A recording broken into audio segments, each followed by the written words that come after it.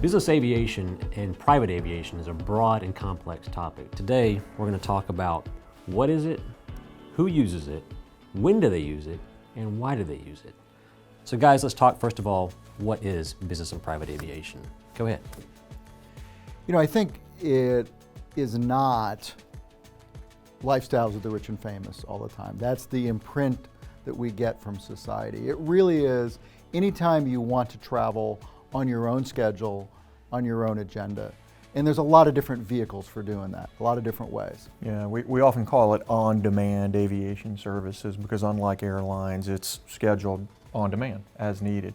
There's a range that sort of on the low end starts at charter and membership services, includes fractional ownership and membership programs, and goes all the way up to whole aircraft ownership opportunities. If you think of an analogy, sort of like wine drinking, if you're on the lower end of that spectrum from a utilization standpoint, charter and membership services are similar to wine by the glass, easy in, easy out. Membership and fractional programs tend to be similar to your wine by the case. You're going to consume it in a volume that sort of necessitates a little bit of a commitment, a little larger bite you're taking there. And then certainly aircraft ownership equates to owning the entire vineyard. You get all the autonomy that you want in the operation of the airplane, but you're left with all the responsibility to include HR, maintenance, everything that happens at that vineyard. Yeah, that's a good way to put it. And then those general rules of thumb as to what categories make sense for volumes of travel? Normally, in the 50 to 100 hour range, you're going to see anything below that being kind of leaning towards the charter end of the spectrum. In that 100 to 200 hour range, give or take, you're going to see the fractional ownership and membership programs start to make sense.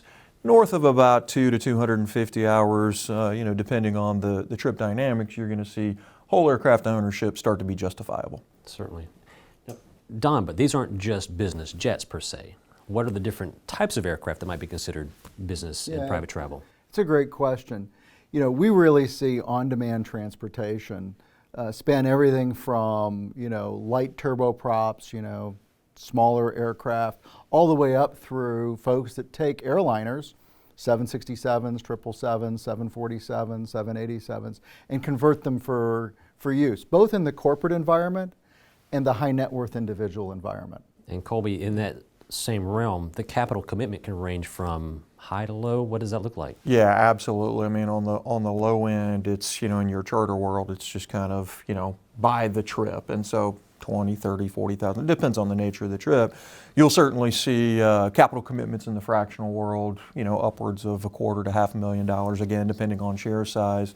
And then moving into the whole aircraft ownership space, the low end of that is in the low millions and as high as you really want to go. Yeah. So guys, transitioning into who uses business aviation and on-demand transportation, lots of different categories. Yeah, no question about it. I mean, in our fleet study and, resulting project work, we see, really a good blend. A lot of public companies. In fact, 2017 Nexus Advisors study said that 88% of S&P 500 companies are business aviation users of some application. I think the solution varies, but 88% are using it. You see a lot of private companies, certainly easier to justify in the privately owned world. Large cap, mid cap, even some small cap companies. So there's a good mix. The other group we see on a regular basis are high net worth families, family offices, high net worth individuals. They oftentimes find great value in on-demand transportation. And then within those organizations, the users are not always the top executives or the primary principals. Access can vary, right? Absolutely. It really is who needs it strategically. In some organizations, it truly is part of the C-suite application or the principal of the family. In other cases, we see it deployed much more as a business tool, not much different than IT resources. One of the neat emerging trends from utilization that we're seeing is an interest in shuttle missions. A lot of organizations are moving mid and upper mid-level managers and even general employees from site to site with the downturn in airline service. I think we're seeing a lot of conversation post-COVID around changing that model, thinking about who gets access. It certainly should be part of the conversation. And then part of that as well is memorializing that in some sort of a usage policy that's going to help determine access, availability, and prioritization. Yeah, we talk about that in a little bit more in one of the other videos and really climbing into the criticality of use policies. And then our last category is why individuals and companies use business and private aviation, and the reasons vary, right guys? Really the two classic answers to that are strategic.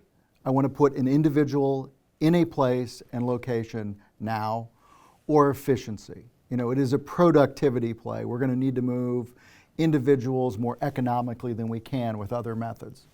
Yeah, I think you hit the nail on the head. Most organizations, their two biggest assets are people and time. So that's without question the biggest value. There's some other sort of softer topics that I think we hear about over and above that productivity. Safety and security. Again, in the COVID world, that's become a hot topic. The communal nature of some of these charter and fractional ownership options may not be as comfortable as it once was. And so we're seeing a move to whole aircraft considerations. There are also some considerations about flexibility that we talked about. So there's a variety of things, but I think it comes down to what you talked about, people and time. Yeah.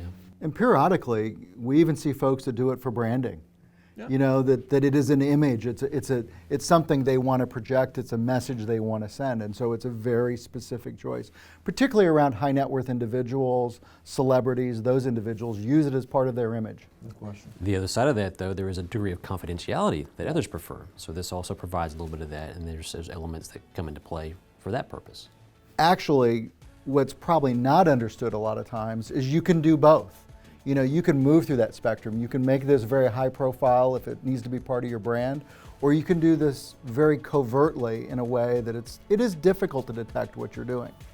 Thanks, guys. Well said. I mean, ultimately, there are as many applications as there are solutions. Navigating this space is not easy.